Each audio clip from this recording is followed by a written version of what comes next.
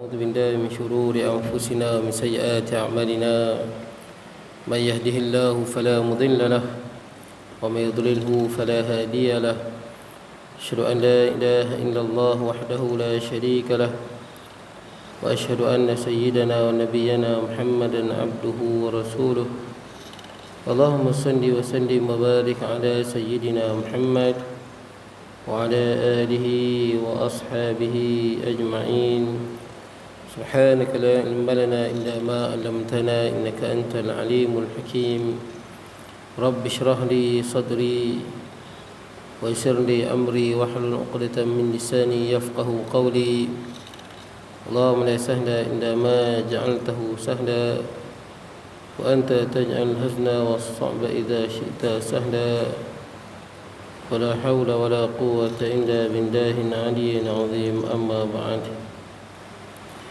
Hadirin jemaah yang dirahmati Allah, alhamdulillah pada malam ni kita dapat bertemu. Tuan-tuan semua sihat tu. Ni kira gantilah tuan-tuan ni. Isnin lepas, Isnin yang kedua kan, saya pergi ke Kuala Lumpur. Jadi kita tak ada kuliah. Jadi malam ni patutnya kuliah, malam 31 ni kuliah saya di Padang sepatutnya lah. Tapi disebabkan esok pada Lalang jadi dekat. Dia Sabtu yang pertama. Kan esok 1 bulan. Esok 1 bulan. Sabtu yang pertama di Padang Lalang. Jadi hari ni 31, esok 1. Jadi dekat sangat daripada tak mau lah. Terdekat sangat ustaz. Sebab saya ngajak dia pun sebulan 2 kali di situ. Jadi dia minta tangguh. Saya pun dengar abang kata ada masa free tak? Malam ni free, bolehlah kita berkongsi. Baik, jadi tuan-tuan, alhamdulillah malam ni macam biasalah hari Isnin lepas kita baca kitab, sepatutnya kita baca sirah kan. Jadi malam ni kita sambung bab sirah lah tuan-tuan. Baik. Kita berhenti di mana bang?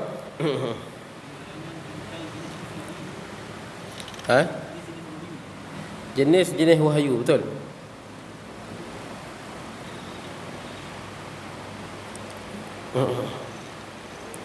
Jenis-jenis wahyu.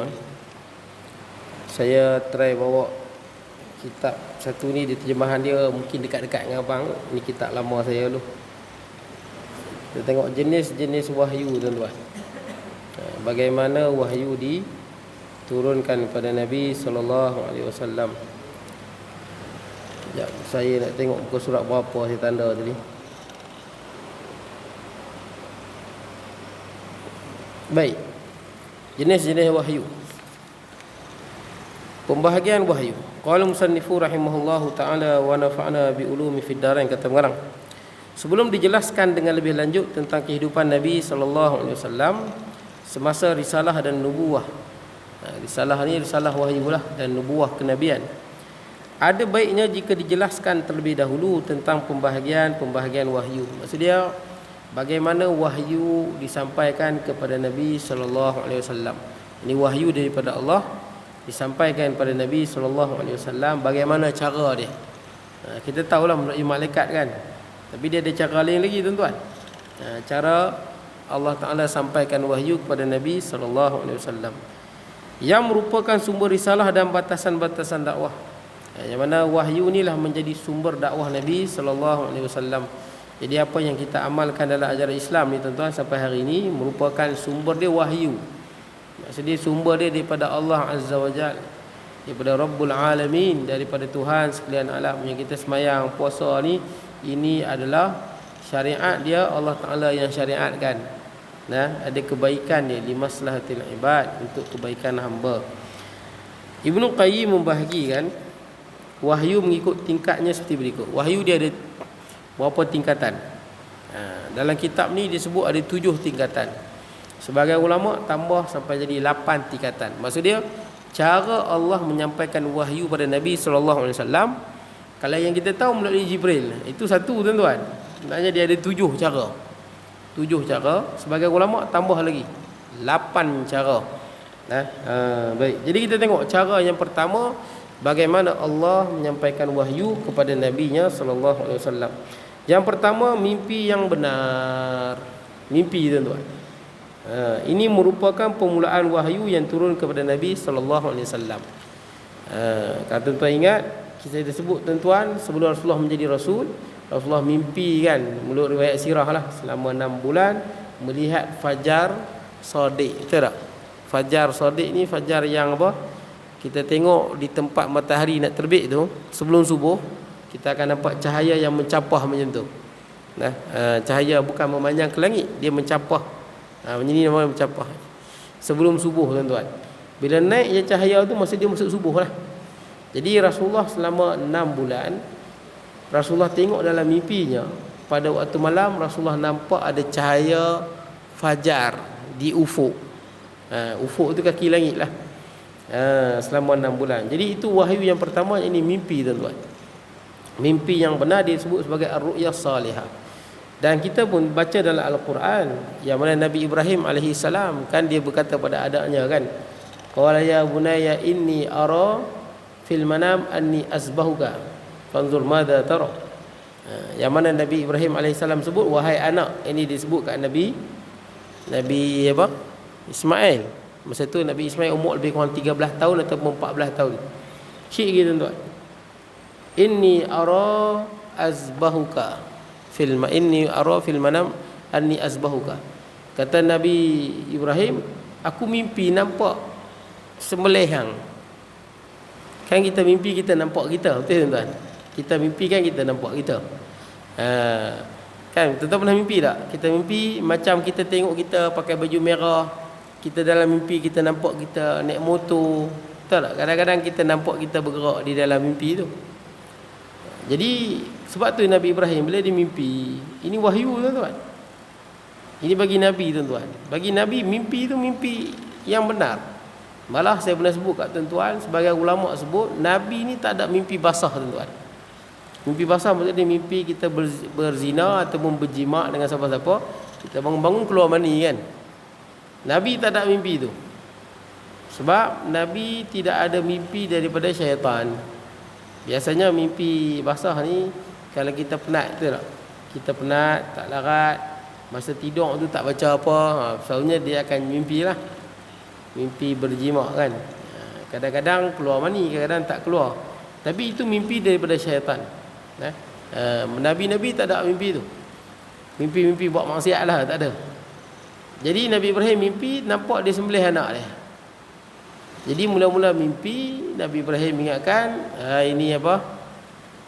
Hari ini hanya apa? Mainan tidur lah kot. Kemudian mimpi lagi sekali kan. Mula-mula mimpi yang pertama Nabi Ibrahim sangka itu adalah mungkin mainan tidur. Jadi dipanggil hari itu hari Tarwiyah, betul tak? Hari Tarwiyah.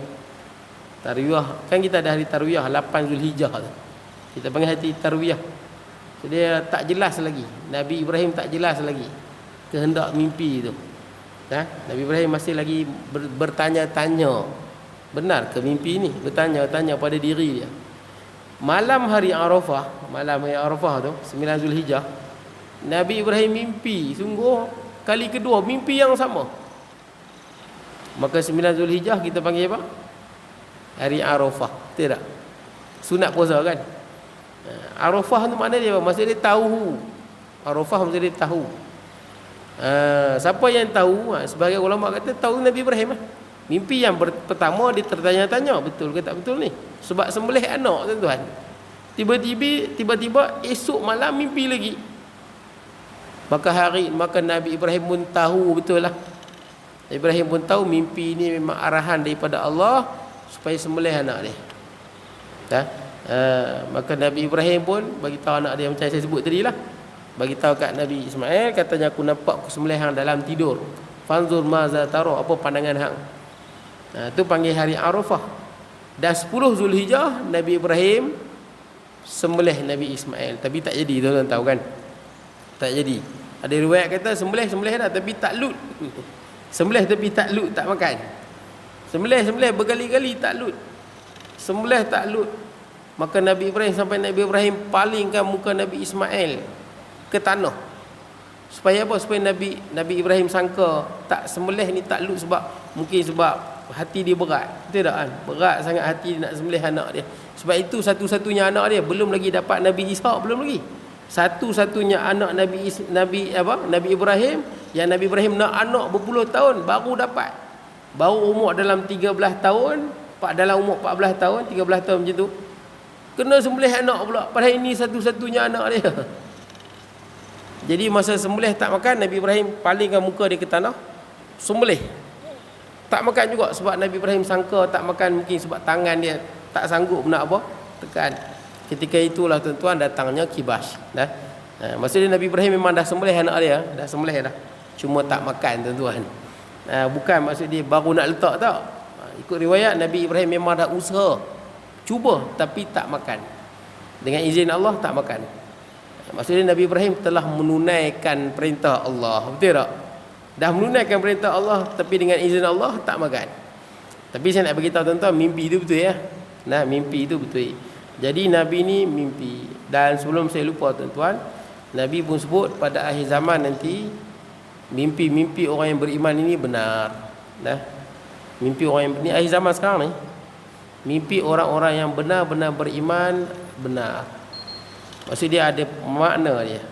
Sampai ada satu golongan kan, golongan yang mimpi masyitah. Dia tobatlah dia. Tak apalah, dia tobatlah. Kita taklah tak masuk macam tu tuan-tuan. Mimpi, saya tengok masyitah tu pun dah mengarut dah. Bom nuklear jatuh sini. Mana ada mimpi macam tu?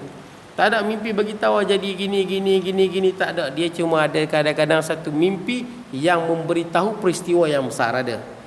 Ini tengok mimpi masyitah tu macam mana. Tapi dia tobat dah, tak apalah.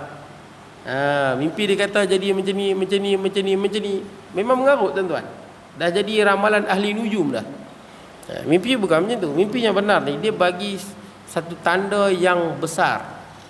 Contoh pada zaman Nabi Yusuf alaihi salam kan, raja tu mimpi. Betul tak? Tuan-tuan, sebelum saya lupa tuan-tuan boleh tahu mimpi yang ada makna dan tak ada makna. Yang kita mimpi malam-malam, tuan-tuan pernah mimpi kan? Bukan semua mimpi ada makna. Kebanyakan yang kita mimpi, saya dah sebut kat tuan-tuan, Nabi sebut akhir zaman ni mimpi orang beriman banyak yang betul. Dan Nabi pun sebut dalam hadis yang lain, ar-ru'yal mu'min juz'un min sittati wa arba'ina juz'an minan nubuwah. Mimpi orang yang beriman salah satu daripada 46 tanda kenabian. Tanda kenabian dia ada 46 tuan-tuan. Betul, wahyu, mukjizat, betul tak? Irhas. Semua tu dah habis dah. Wafatnya Nabi semua tak ada dah. Tinggal satu je tanda kenabian yang masih tersisa. Bukan maksud dia kita jadi Nabi, tapi itulah karakter Nabi yang masih tinggal. Macam akhlak yang mulia lah, betul tak? Akhlak yang mulia ni akhlak Nabi, karakter Nabi. Sama juga mimpi yang benar ni adalah karakter Nabi. Itu masih ada. Maksud dia akhir zaman ni tak ada dah mukjizat, tak ada irhas, tak ada apa tu, tak ada dah. Yang ada mimpi-mimpi yang benar. Jadi tuan-tuan, macam mana kita nak tahu mimpi kita mimpi benar ataupun tak? Betul tak? Kita nak tahu macam mana mimpi kita benar ataupun tak. Kan pada zaman Nabi Yusuf alaihi salam, raja tu mimpi kan. Ada dua orang tu mimpi sebelum tu kan, yang bawa burung. Saya tak mau cerita lah panjang tuan-tuan. Yang raja pada zaman Nabi Yusuf, dan raja tu bukan beriman. Dalam surah Yusuf sebut, raja tu tak beriman. Dia mimpi, dia tengok dalam mimpi dia, raja tu tengok dalam mimpi dia, ada 7 ekor lembu yang kurus, 7 ekor lembu yang kurus makan 7 ekor lembu yang gemuk. Dan dalam mimpi dia juga dia tengok ada 7 tangkai gandum yang subur dan 7 tangkai gandum yang kering. Tuan-tuan, ada makna tu. Sedangkan raja ni bukan Islam. Mimpi ni dia ada makna sekalipun pada orang bukan Islam. Tuan-tuan, mimpi tuan-tuan ada makna tuan-tuan. Ada makna. Tapi bukan semua. Macam mana kita nak tahu mimpi yang ada makna dengan tak ada makna? Mimpi kan ada 3. Nabi sebut dalam hadis dari riwayat Imam Bukhari, ar-ru'ya thalath. Mimpi ni ada 3. Yang pertama adalah hadithun nafs. Yang ni yang paling banyak. Kebanyakan mimpi kita, saya ingat hampir 80-90% lah tuan-tuan, hadithun nafs lah. Hadisun nafs ni maksud dia bisikan hati. Macam mana? Tuan-tuan, esok tuan-tuan cadang nak cari kayu, betul tak? Nak cari kayu, nak cari kayu. Mimpi cari kayu tuan-tuan. Itu mengarut sangatlah tuan-tuan. Siap kahwin lah apa semua, pergi belasah member sebelah dia tuan-tuan.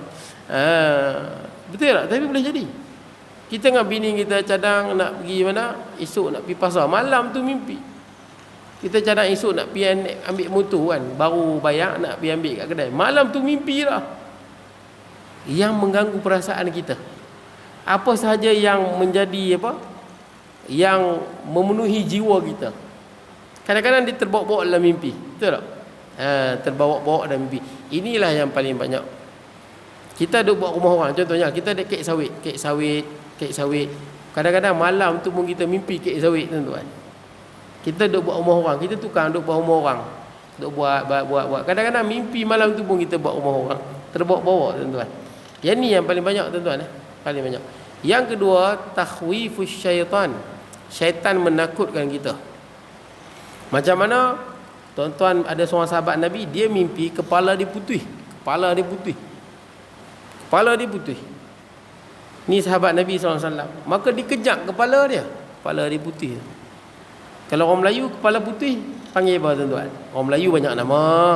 Nama banyak. Kalau putih kepala, kita kejap kepala tu kita panggil apa? Penanggai. Betul tak? Oh, Melayu ni nama banyak. Penanggai. Yang macam penanggai lah tuan-tuan. Dia pun kejap lah dia punya apa? Kepala dia tu. Kepala tu lari. Tak dapat. Dia tanya Rasulullah SAW, mimpi apa tu? Rasulullah kata, mimpi lagu ni jangan cerita lain kali. Pasal apa? Inilah syaitan menakutkan kita tuan-tuan. Syaitan menakutkan kita. Tapi jangan kita biar aja, kita kenalah elakkan tuan-tuan. Elakkan macam mana? Kalau mimpi tu menakutkan kita, kita bangun, kan Nabi ajak kan? Kita mimpi menakutkanlah, hantu main cekek kita ke, rumah terbakar ke, anak kita jatuh dalam kolam ke. Mimpi yang menakutkan kita, menyedihkan kita tuan-tuan. Memang syaitan bagi kita mimpi, bagi kita sedih tuan-tuan. Sedih dan kita rasa kecewa. Apa mimpi? Tuan-tuan jangan bangun biar. Bukan. Tuan-tuan kena bangun buat apa? Ludah belah kiri. Apa kali? Pertama, a'udzubillah, minta lindung dengan Allah. Sebut a'udzubillah tuan-tuan. A'udzubillah. Tuih. Bukan ludah betul tuan-tuan. Tuan-tuan jangan tarik ludah betul-betul. Tarik daripada dalam pula tu. Bagi selepek muka bini tuan-tuan. Tak, tuan-tuan hanya a'udzubillah. Tuih. Isyarat je. Tuih. Tak keluar pun tak keluar pun. A'udzubillah. Tuih. A'udzubillah. Tuih. A'udzubillah. Tuih. Lam yadurruh. Mimpi itu tak memberi kesan. Tuan-tuan penting juga tuan-tuan. Takut jadi. Saya pernah sebut kat tuan-tuan kot, saya sebut. Tuan-tuan pernah pergi makan tak dekat masjid tinggi tu yang ayam bakar dekat masjid tinggi. Dulu kedai dia depan SKTM, lah ni pindah dah dekat dengan masjid tinggi. Atas para Farid Gabih kan. Kalau tuan-tuan nak pergi Bagasai, kedai dia belah kanan. Dekat dengan Taman Zamrud, sebelum Taman Zamrud. Pasal nak kedai dia? Ramai orang kedai tu. Pernah makan tak ke tak pernah? Nah. Tak pernah makan no? Mahal tuan-tuan. Ayam seketui RM10 tuan-tuan. Mahal lah. Tapi betul tak? Mahal. Tapi yang banyak main makan tu bukan orang kampung tu, banyak orang luar. Orang luar suka makan tu. Kedai tu viral lah kot. Orang luar ramai main makan. Itu harga dia pun agak Tel Aviv lah tuan-tuan. Macam Tel Aviv sikit lah. Harga dia mahal tuan-tuan. Ayam saja RM10, nasi pun tak ada tuan-tuan. Mahal lah tuan-tuan bagi saya. Tapi sedap dia punya. Jadi tuan-tuan nak pergi Bagasai tu, sebelum sampai Taman Zamrud belah kanan tu kan, ramai orang antara Farid Gabih dengan apa, Taman Zamrud. Belah kanan tu kedai dia lah. Lah ni ada kedai baru buka tuan-tuan. Saya tak tahu jual apa tuan-tuan. Tak jauh daripada kedai dia. Iya ke? Dia punya ke bukan?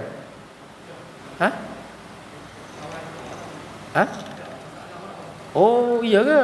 Orang tahu. Oh, saya pun tak tahu cerita dia. Tak apalah tuan-tuan. Tapi depa duit banyak lah tu. Orang ramai makan, betul tak? Biasa saya pergi pun payah nak dapat lauk. Walaupun harga mahal tapi orang ramai, sedap kot. Saya pun rumah saya tak jauh, jalan kaki boleh pergi tu, rumah sewa saya. Jadi tuan-tuan, saya nak cerita bos dia tu. Tokek kedai tu. Masa kedai dia dekat depan SKTM dulu. Dia cerita kat saya, masa tu berlaku insiden pada tahun 2016. 2016 berlaku insiden di depan Taman Zamrud. Betul-betul Taman Zamrud tu berlaku insiden. Ada kereta nak masuk Taman Zamrud. Lepas tu ada kereta Cina belakang. Cina ni bawa kereta 4x4. Jadi Cina ni baguslah sebab dia tak sedar kereta tu nak masuk Taman Zamrud. Kan jalan tu sempit sikit, kan dia ada pipe besi tu, pasal tak pipe besi tu. Jadi Cina ni safe ke tepi. Tuan-tuan tahu kereta 4x4 ni kalau kita belaga kereta sedan, sebenarnya dia naik atas kita tuan-tuan. Dia tinggi. Jadi Cina ni safe ke tepi lah, safe ke tepi, langgar sikit. Dia langgar sikit belakang kereta tu, terbalik dia lah teruk.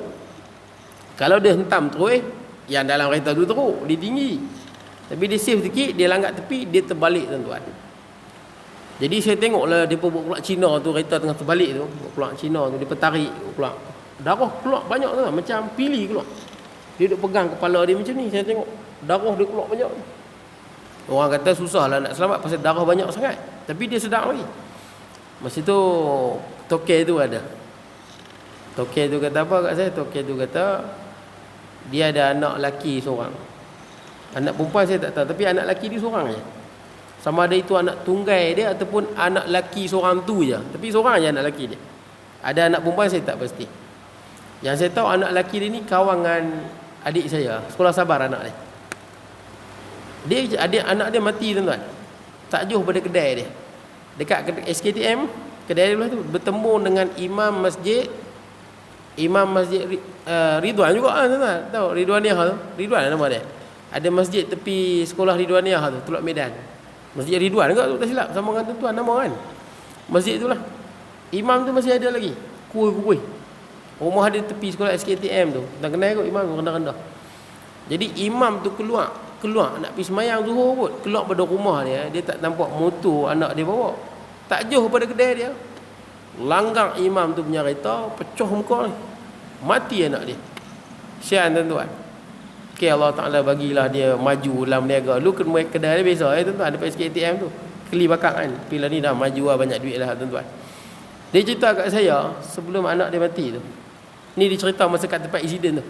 Saya tahu dah cerita dia. Sebab apa? Sebab anak dia tu kawan adik saya. Saya tahu lah cerita dia, anak dia tu. Jadi dia cerita kat saya sebelum anak dia mati tu. Dia kata, sebab bila insiden dia main, betul tak? Kedai dia berbuka kat situ. Jadi dia kata dia mimpi. Ada orang mai kat dia. Orang kata kat dia, ni aku nak ambil nyawa anak hang ni.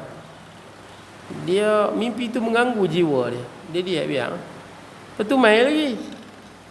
Ni aku nak ambil anak hang ni. Nyawa anak hang ni. Dia biar lagi. Sampai 2 kali ataupun 3 kali tuan-tuan. Saya ingat saya 3 kali dia mai. Dia mai lagi sekali. Ni aku nak bagi tahu hang, aku nak ambil nyawa anak hang ni. Dia biar. Insiden mati. Makna dia apa tuan-tuan? Kita bila mimpi yang sedih-sedih, jangan biar saja. Betul tak? Kita bangunlah buat macam Nabi sebut. Betul tak? Jangan pandang remeh tuan-tuan.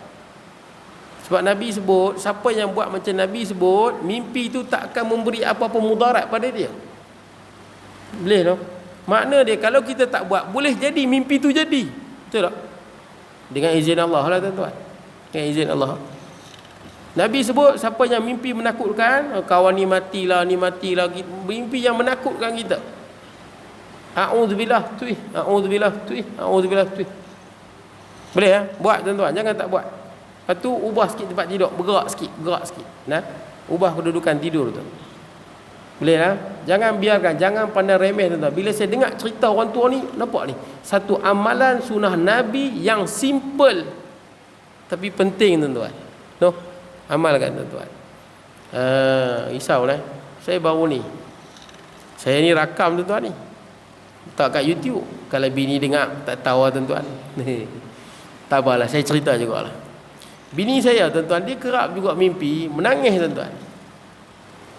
Dia bangun mimpi dia menangis. Pasal apa tuan-tuan? Dia mimpi saya kahwin lagi satu. Saya dengar saya seronok. Yes. Tapi dia sedih. Aku menangis, abang kahwin lain, dia mimpi kan. Tapi bagi saya okey ya, okey apa? Betul tak kan? Dia sedih, dia lah nak buat lagu mana kan. Tapi bagi saya okey ya, betul tak kan? Rezeki tuan-tuan nak buat lagu mana. Tak apa tuan-tuan. Itu pulang kat dia lah tuan-tuan. Dia nak sedia. Tapi saya harap mimpi tu betul lah tuan-tuan. Dia dengar ni. Tak apalah tuan-tuan, happy kat dia. Okey tuan-tuan.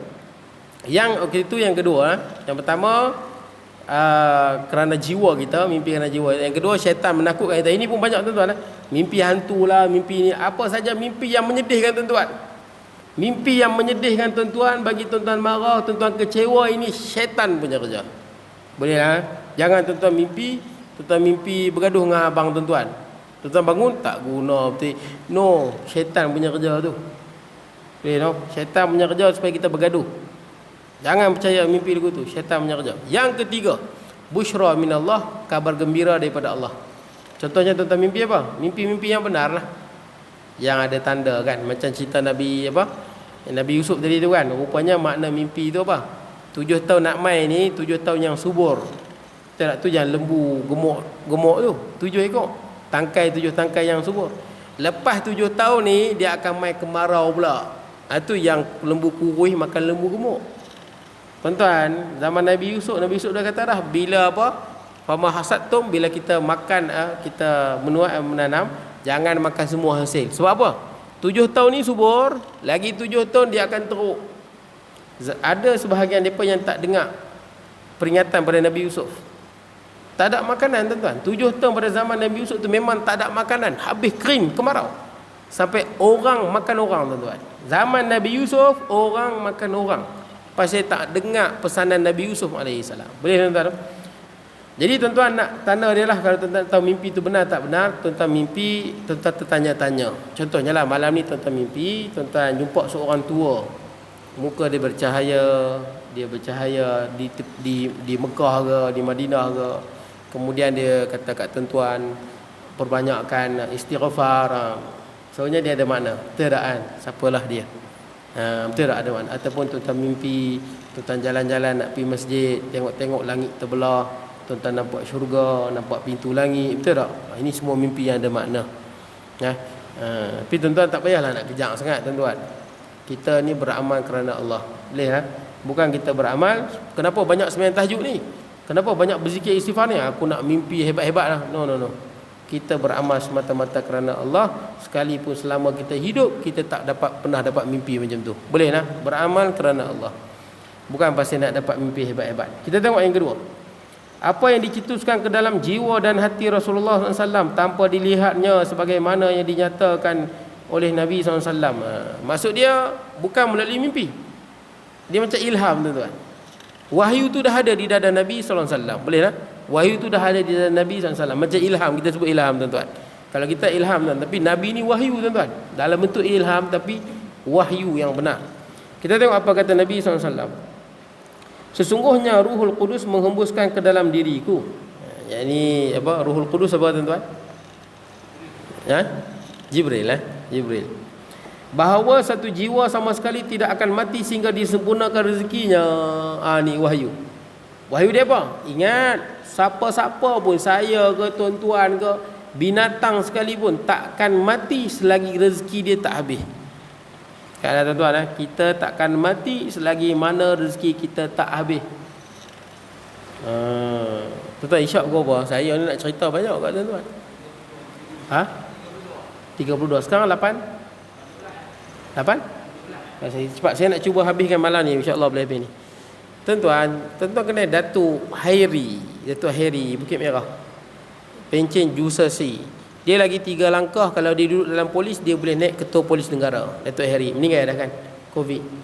Saya bukan apa tuan-tuan, dia duit banyak tuan-tuan. Pencen Jusasi, dia tanah banyak, ada rumah banglo. Pasal pergi rumah dia, saya pernah pergi rumah dia, kenduri kan masuk dalam.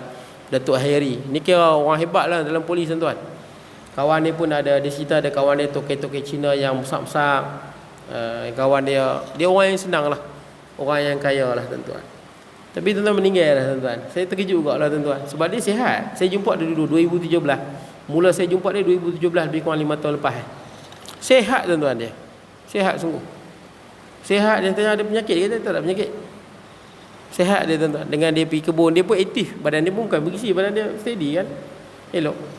Tapi tuan-tuan tengok, bila dah habis rezeki kita, kita pun mati, betul tak? Walaupun Datuk Harry harta banyak, pencen banyak, pencen dia pun 8,000 sangat, 8,000 pencen tu. Gaji saya tak sampai tu. Tapi bila dah habis rezeki dia, yang duk ada ni rezeki orang lain dah, bukan hang punya dah. Sebab kita mati, kan orang lain dapat, betul tak? Kena ingat tu, kita dalam bank ada berpuluh-puluh juta. Kalau kita mati, boleh jadi itu bukan kita punya, rezeki orang lain. Tapi tuan-tuan nampak, walaupun kaya tuan-tuan, tapi dah bila habis dah rezeki yang ditetapkan Allah, mati tuan-tuan. Nah, ingat. Sebab tu kita tengok apa pesan Nabi. Maka bertakwalah kepada Allah. Takwa pada Allah. Takwa macam mana? Baikkanlah dalam meminta dan jangan kalian menganggap lambat datangnya rezeki. Maksudnya baikkanlah dalam kita cari rezeki tu. Dalam kita duk cari rezeki tu, tak kira rezeki kita berniaga ke, kita kek sawit ke, kita kerja makan gaji ke, baikkanlah. Makna dia apa? Jangan disebabkan kita nak kaya, kita tipu, kita pecah amanah, betul tak? Kita kelentong tuan-tuan. Kemudian sehingga kalian mencarinya dengan menderhaka Allah. Nampak? Sebab kita rasa lambat kan nak dapat duit ni, kita derhaka pada Allah nak dapat duit banyak, betul tak? Sedangkan Nabi sebut, jangan risau, rezeki tu ada. Fa ahsinu fit talab, macam itulah. Perbaikkanlah kita dalam mencari rezeki tu, perelokkanlah kerja elok-elok. Jangan pecah amanah, jangan buat perkara yang haram, jangan rasuah dan sebagainya, tuan-tuan. Kerana apa yang ada isi Allah tidak akan boleh diperoleh kecuali dengan menantinya. Nabi sebutlah, apa yang ada isi Allah tak akan dapat kecuali kita kena tunggu. Usaha kena lah tuan-tuan. Kan dalam Quran musuh kita usaha kan, wabtaru min fadlillah. Tapi dalam masa yang sama sabarlah. Akan sampai rezeki kita, tak lari. Jangan buat perkara yang haram. Okey tuan-tuan, kita tengok. Jadi yang kedua adalah ilham. Dimasukkan ke dalam nada Nabi sallallahu alaihi wasallam. Nabi dapat tahu wahyu itu ada dalam dada dia. Dan Nabi sebut di sini seolah-olah Jibril menghembuskan wahyu itu masuk terus ke dada Nabi SAW. Yang ketiga, malaikat muncul di hadapan Nabi SAW menyerupai lelaki. Jibril menyerupai lelaki di hadapan Rasulullah SAW dan berinteraksi.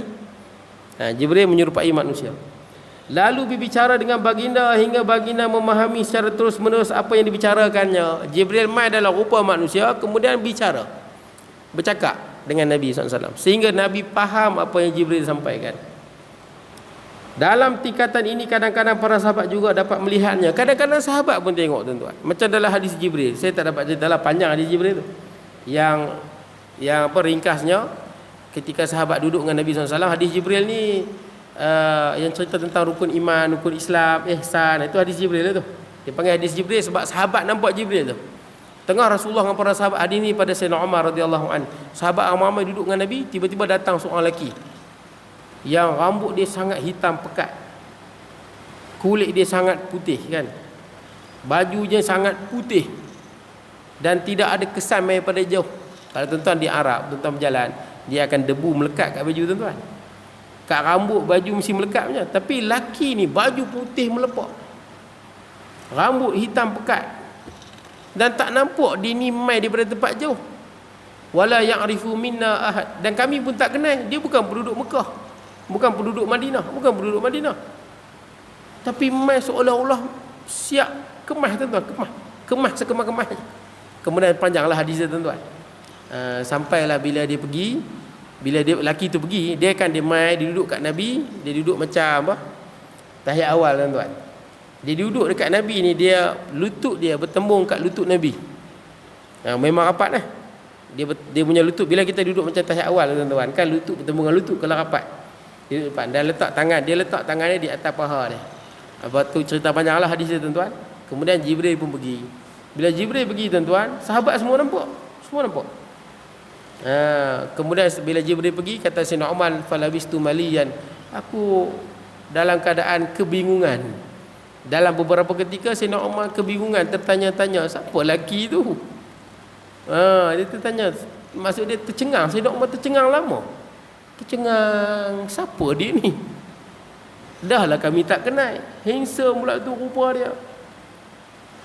Kemudian bila Rasulullah tengok lama Sayyidina Umar tercengang, melengung lah tu, dia sebut melengung, fikir. Rasulullah tanya dekat Sayyidina Umar, atadri manis sa'il, tahu tak siapa main tanya tadi tu? Kata Sayyidina Umar, Allah wa rasuluhu alam, Allah dan rasulnya yang lebih tahu. Innahu Jibril, itulah Jibril. Sahabat semua tengok Jibril. Atakum yu'allimukum umura dunyakum, dinakum. Atakum yu'allimukum dinakum. Jibril datang mengajak hampa tentang urusan agama hampa. Hadis ni terkenal tuan-tuan dah. Daripada hadis ni lah kita ambil rukun iman ada 6, rukun Islam 5 pada hadis Jibril tuan-tuan dah. Dan malah juga pernah Aisyah radhiyallahu anha, isteri Nabi kan, yang Nabi sayang tu, pernah tengok Nabi dengan Dihya Al-Kalbi. Siapa Dihya Al-Kalbi ni? Dihya Al-Kalbi ni adalah sahabat Nabi yang paling handsome. Siapa sahabat Nabi paling handsome? Dihya Al-Kalbi. Handsome macam mana? Handsome sungguh. Sampai pada zaman Sayyidina Umar suruh dia pakai serban tu, tarik sikit tutup muka dia. Sayyidina Umar suruh tarik sikit tutup muka dia. Pasal apa? Pasal orang perempuan kalau tengok dia ada ganggu perasaan lah. Handsome sangat tuan-tuan. Terganggu, kita panggil terfitnah tuan-tuan. Sebagai orang perempuan bila tengok Dihya ni terfitnah. Terfitnah ni maksudnya bukan fitnah yang orang Melayu faham, tuduh orang tu orang Melayu sebut.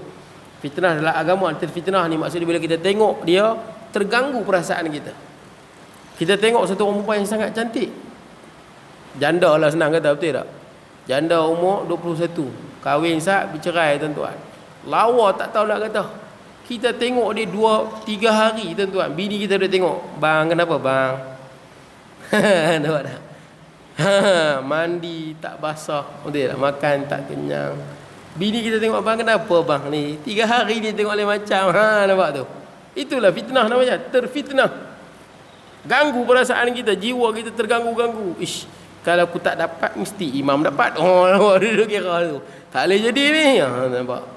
Macam tu lah tuan-tuan, terfitnah. Handsome tu. Jadi yang Aisyah tengok Dihya Al-Kalbi tu bukan Dihya. Jibril menyerupai dia. Jibril alaihi salam menyerupai Dihya Al-Kalbi. Dihya Al-Kalbi. Dihya Al-Kalbi ni handsome sampai Rasulullah jadikan dia sebagai utusan tuan-tuan. Utusan ke mana? Keluar negara lah. Jadi kalau nak jadi utusan ni kena muka handsome lah tuan-tuan. Handsome. Orang tengok senang lah tuan-tuan. Jadi tuan-tuan, yang Aisyah tengok tu bukan Dihya, itu Jibril dalam rupa Dihya Al-Kalbi. Baik, kita tengok yang keempat. Wahyu datang menyerupai bunyi gemerinsing loceng.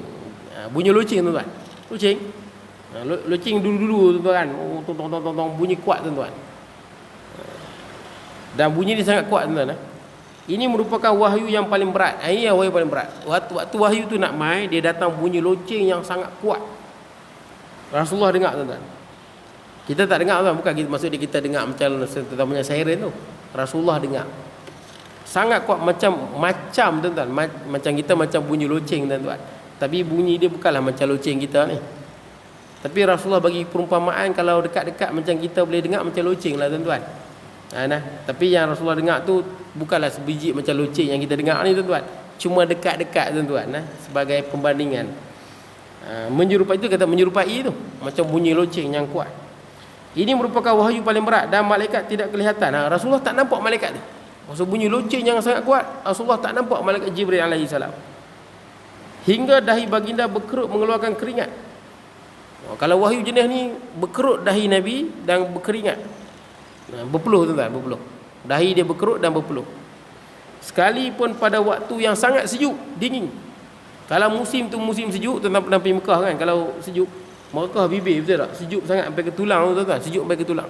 Walaupun sejuk macam tu pun, kalau datang wahyu itu berkerut dahi Nabi dan berpeluh. Nabi SAW berpeluh tuan-tuan. Malah binatang tunggangan baginda menderum ke tanah jika baginda sedang menunggangnya. Dan pernah Rasulullah duduk atas unta, kalau datang wahyu jenis ni, unta pun lutut ke bawah tuan-tuan, terlutut ke tanah, berhenti terus sebab terlalu berat. Wahyu seperti ini pernah sekali datang tatkala paha baginda berada di atas Zaid bin Sabit. Pernah satu ketika paha Nabi ni di bawah dia tindih paha Zaid bin Sabit, paha Nabi SAW. Sehingga Zaid merasa keberatan dan hampir saja tidak kuat untuk menyanggahnya, untuk menampungnya. Jadi waktu wahyu itu turun, Zaid dia rasa sakit, macam tak mampu nak tanggung paha Nabi SAW pasal beratnya wahyu tu. Baik, kita tengok yang kelima. Rasulullah SAW dapat melihat malaikat dalam rupa aslinya. Ini rupa asal rupa asal. Waktu Rasulullah nampak Jibril rupa asal, Jibril sampaikan wahyu. Rupa asal Jibril, tuan-tuan. Lalu menyampaikan wahyu seperti yang dikehendaki Allah.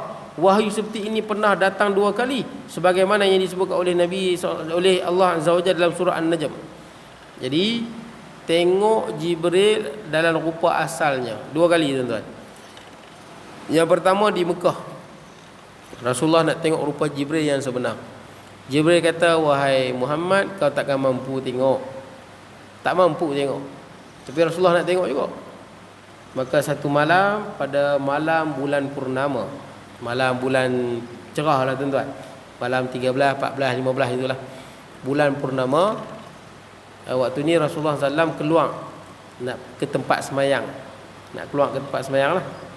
Dan Rasulullah ternampak Jibril dalam rupa dia yang sebenar. Besar tak tahu nak kata, tuan-tuan. Ada 600 sayap. Dan di sayap tu bukan sayap burung apa. Di sayap itu bertaburan intan dan permata. Cantiklah, tuan-tuan. Di sayap malaikat Jibril alaihissalam bertaburan intan dan permata. Sayap ada 600. Satu sayap buka, gelap ufuk, separuh bumi gelap. Kalau buka 2 sayap, gelap semua lah kot. Besar, tuan-tuan. Maksud dia, Rasulullah tengok Jibril ni kaki di bumi, tinggi lah, tuan-tuan. Tak tahu nak kata tinggi, Allahuakbar, tak tahu nak kata besar. Besar dia tak boleh nak bayang lah, tuan-tuan. Tapi Jibril bukan yang paling besar. Israfil lebih besar. Israfil. Ada lagi besar? Ada lagi. Malaikat penanggung arash, sangat besar, tuan-tuan. Penanggung arash, hamalatul arsh, lebih besar. Tapi Jibril itu pun dah besar lah, tuan. Besar yang amat-amat lah. Rasulullah pernah tengok 2 kali. Yang pertama di bumi, yang Rasulullah tengok yang di bumi saya sebut tu. Rasulullah tengok waktu malam bulan purnama tu, pengsan Nabi SAW. Pengsan terus. Pengsan. Bila Nabi jaga, Jibril dah menyerupai manusia dah. Jibril sedang pegang belakang Nabi lah. Dan satu tangan Jibril di sini, di pundak ni, di belakang ni. Kan orang macam orang tak larat kan kita orang macam apa, tanggung ni, betul tak? Kita panggil apa? Papah dia, macam kita papah dia. Dan satu lagi tangan Jibril alaihissalam di atas dada Nabi SAW. Dia menenangkan. Dan kata Nabi SAW, aku tak sangka Allah Ta'ala cipta makhluk sebesarmu. Itu kali pertama pengsan Nabi. Kali kedua kat mana? Walaqad ra'ahu nazlatan ukhra inda sidratil muntaha indaha jannatul ma'wa. Kali kedua Rasulullah tengok di Sidratul Muntaha. Malam Isra dan Mi'raj itu kan. Naik sampai pucuk Sidratul Muntaha. Di Sidratul Muntaha tu Jibril menjelma lagi sekali dalam rupa sebenar dia. Masya-Allah, besarlah, tuan-tuan. Tapi kali ni Nabi tak pingsan. Pingsan apa, tuan-tuan? Rasulullah nak bertemu dengan Allah malam tu, betul tak? Yang Allah Ta'ala tidak terikat dengan masa dan tempat, tuan-tuan. Bagaimana Rasulullah jumpa Allah Alam, nak bertemu dengan Rabbul Alamin, Rabbul Arbab, tuan-tuan. Ini lebih hebat. Nak dibandingkan Jibril makhluk, tuan-tuan. Allah Azza wa Jal lebihlah berbanding yang lain, tuan-tuan. Bukan bandingan lah. Allah Tuhan sekalian alam. Baik, tuan-tuan. Jadi rupa sebenar. Jadi 2 kali. Saya biarkan boleh bang sikit kan. Yang keenam, wahyu disampaikan Allah, iaitu di atas lapisan langit pada malam Mi'raj berisi kewajipan solat dan lain-lain. Yang keenam, yang Rasulullah di atas Arasy, tuan-tuan. Malam Mi'raj kan Rasulullah dapat wahyu daripada Allah. Yang kita sembahyang 5 waktu ni lah, betul tak? Yang kita sembahyang 5 waktu ni Rasulullah dapat di atas Arasy tu, atas langit. Wahyu ni hanya Rasulullah je, Nabi lain tak ada. Tak ada Nabi yang dapat wahyu macam ni, tuan-tuan. Dapat wahyu naik atas Arasy, dapat wahyu direct daripada Allah di atas Arasy. Tak ada, tuan-tuan. Bukanlah mana Allah Azza wa Jalla bertempat di atas Arasy, tuan-tuan. Arasy lebih besar daripada tempat. Arasy meliputi masa dan ruang, tuan-tuan. Itu kena ingat. Arasy meliputi masa dan ruang. Bila sebut Allah Ta'ala itu bukanlah Arasy ni macam kursi, tuan-tuan. Allah Ta'ala memerlukan Arasy, bukan, tuan-tuan. Ataupun antara Arasy dengan Allah ada jarak. Zat Allah ada jarak tertentu, lepas tu arash. Bukan begitu tuan-tuan. Orang tak faham lagu tu tuan-tuan. Kalau ada orang faham lagu itu kefahaman yang bercanggah tuan-tuan. Dan kefahaman tu bahaya, boleh membawa kepada kekufuran seperti mana disebut oleh Imam Ibnul Jauzi, Imam Al-Qurtubi. Bahaya Jangan ingat kita, jangan iktikadkan zat Allah di mana-mana tempat. Bukan. Bila kita sebut Allah atas arash, bukan zat dia memerlukan arash. Bukan. Bukan zat Allah secara hakiki di atas arash, bukan. Allah Ta'ala atas arash seperti mana yang layak dengannya. Boleh tak? Kalau saya kata kat tuan-tuan atas kursi, maksud dia badan tuan-tuan atas kursi. Betul tak? Itu kalau kita. Kalau saya kata tuan-tuan atas pokok, tuan-tuan duduk atas pokok. Betul tak kan?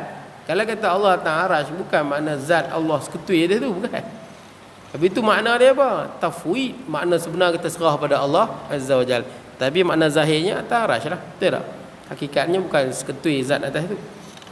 Tapi Rasulullah tuan-tuan, yang waktu malam Isra dan Mi'raj, tempat Rasulullah di atas arash, tempat Rasulullah. Adapun Allah Ta'ala tidak diliputi oleh masa dan tempat. Boleh tak? Bagaimana Rasulullah tengok? Wallahu alam tuan-tuan. Wallahu alam. Kemudian tuan-tuan, yang ketujuh tuan-tuan, kita nak habis dah sikit lagi.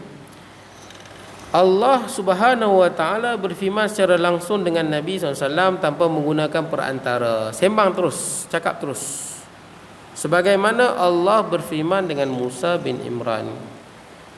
Wahyu seperti ini pasti berlaku bagi Musa berdasarkan nas Al-Quran dan melalui hadis Nabi SAW. Makna dia macam Nabi Musa lah. Kan Nabi Musa dia bercakap terus dengan Allah kan, berdialog terus. Katanya sebahagian ulama kata Rasulullah juga pernah bercakap dengan Allah. Tapi yang pastinya tuan-tuan, di atas arash memang kita baca hadis sahih, Rasulullah berinteraksi dengan Allah. Bukan macam saya cakap dengan tuan-tuan. Saya cakap dengan tuan-tuan, umur berapa? Tuan-tuan jawab 40. Nak pergi mana? Pergi Bagan Serai. Tadi kat rumah makan apa? Makan nasi dengan ayam. Macam tu. Bukan macam tu. Kalau macam tu sama dengan manusia lah tuan-tuan. Lepas tu macam mana? Ulama bincang tuan-tuan. Kalau ulama kita lah tuan-tuan, pegangan kita Al-Asy'ariyah dan Maturidiyah tuan-tuan, Allah buka hijab tuan-tuan. Buka hijab Nabi mendengar kalam Allah yang tidak berhuruf dan tidak bersuara. Dengar kalam Allah. Telinga Nabi ni terbuka hijab Allah. Banyak benda tuan-tuan kalau tak buka hijab tak nampak, betul tak? Mata kita ni kalau buka hijab, kita tengok ke langit boleh sampai ke syurga tuan-tuan, nampak? Kalau dibuka hijab. Kalau buka hijab mata kita ni, kita nampak malaikat, betul tak? Kalau dibuka hijab ni, kita boleh nampak kotornya dosa, betul tak? Buka hijab boleh nampak besarnya pahala. Kalau buka hijab mata kita ni, kita boleh tengok para malaikat yang berterbangan di langit-langit tuan-tuan. Dibuka hijab tuan-tuan, kita boleh tengok macam-macam tuan-tuan, betul tak? Tengok langit, nampak pintu-pintu langit tuan-tuan. Jadi disebabkan terhijab, kita tak nampak, betul tak? Sama juga tuan-tuan dengan Allah Azza wa Jalla, lebih-lebih lagi lah tuan-tuan. Kalau alam pun begitu, dengan Allah lebih lagi lah. Jadi hijab dibuka tuan-tuan, sehingga Nabi SAW mendengar kalam Allah yang sangat indah, yang tak tahu nak kata lah tuan-tuan, tidak berhuruf, tidak bersuara. Kalau lah kalam Allah bersuara tuan-tuan, ada ulama sebut, sebagai ulama ada sebut. Tapi pandangan ni bukan pandangan yang kuat lah di sisi kita tuan-tuan. Kalau suara kalam Allah ada berhuruf bersuara, apa beza dengan manusia tuan-tuan? Mana lebihnya, apa nikmatnya tuan-tuan? Kalau macam manusia, betul tak? Bukan. Yang diceritakan dalam Quran tuan-tuan, menceritakan makna tu tuan-tuan. Makna, betul tak? Makna kalam tu. Itu dalam Quran sebut tu. Makna-makna kalam Allah. Kita faham tuan-tuan. Dalam bahasa Arab dalam Quran, kalau bahasa Inggeris lain pula, bahasa Melayu lain pula. Tapi makna tu, betul tak? Quran dalam bahasa Arab lah, betul tak? Yang kita baca ni dapat pahala. Kalau masuk dalam bahasa Inggeris, makna dia apa? Dia bacaan dia lain dah, tapi makna sama, betul tak? Bahasa Melayu baca lain dah terjemahan dia, tapi makna sama. Makna tu penting tu. Makna tu yang penting tu. Panjanglah tuan-tuan, ni persoalan falsafah tuan-tuan. Dan orang pun banyak duk bergaduh di YouTube dan sebagainya. Tapi saya sebut kesimpulannya, itulah yang kita pegang tuan-tuan. Tidak berhuruf dan tidak bersuara. Baik tuan-tuan. Sebahagian ahli sejarah menambah lagi tingkatan wahyu yang ke-8, iaitu Allah berfirman secara langsung di hadapan baginda tanpa ada tabir. Yang ni yang ke-8, dia sebut Allah menzahirkan zatnya di hadapan Nabi. Yakni Nabi melihat zat Allah. Nabi melihat zat Allah dan berinteraksi dengan Allah. Ini jenis yang ke-8. Nah, Nabi melihat Allah dan Nabi berinteraksi dengan Allah. Yang ke-7 tadi Nabi bercakap dengan Allah tapi tak tengok Allah. Boleh tak? Tak tengok Allah. Yang ke-8 ni berinteraksi dengan Allah dan melihat zat Allah. Ini termasuk masalah yang diperdebatkan oleh orang salah maupun khalaf. Begitulah huraian ringkas tentang tingkatan jauh wahyu dari yang pertama hingga yang ke-8. Namun yang pasti tingkatan yang terakhir ini merupakan pendapat yang tidak kuat. Boleh no? Habis. Tapi tuan-tuan saya nak sebut yang disebut pandangan yang tak kuat ni disebut oleh Imam Ibnul Qayyim. Imam Ibnul Qayyim Al-Jauziyah disebut pandangan ni pandangan tak kuat dalam kitab dia Zadul Ma'ad. Tapi tuan-tuan sebenarnya pandangan ni pandangan jumhur tuan-tuan. Majoriti ulama mengatakan pada malam Isra' dan Mi'raj Rasulullah melihat Allah. Ni pandangan majoriti tuan. Pandangan majoriti ulama ahli sunnah wal jamaah. Pandangan majoriti ya. Rasulullah melihat Allah dan berbicara dengan Allah. Melihat dan berbicara. Tapi melihat zat Allah yang tidak bertempat, tidak diliputi oleh masa tuan-tuan. Nah, bukan macam saya tengok tuan-tuan. Boleh dah, ini pandangan majoriti ulama. Tapi sebagai ulama kata pandangan majoriti ni pandangan yang lemah. Ibnul Qayyim dia pegang pandangan itulah. Nah, tapi saya nak sebut kat tuan itu adalah pandangan majoriti para ulama. Okey, nak akan datang kita tajuk baru bang kan.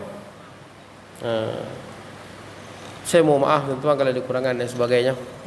Jadi saya lepas je mayang ni kalau tak ada larat sikit tuan-tuan nak balik Kedah lagi.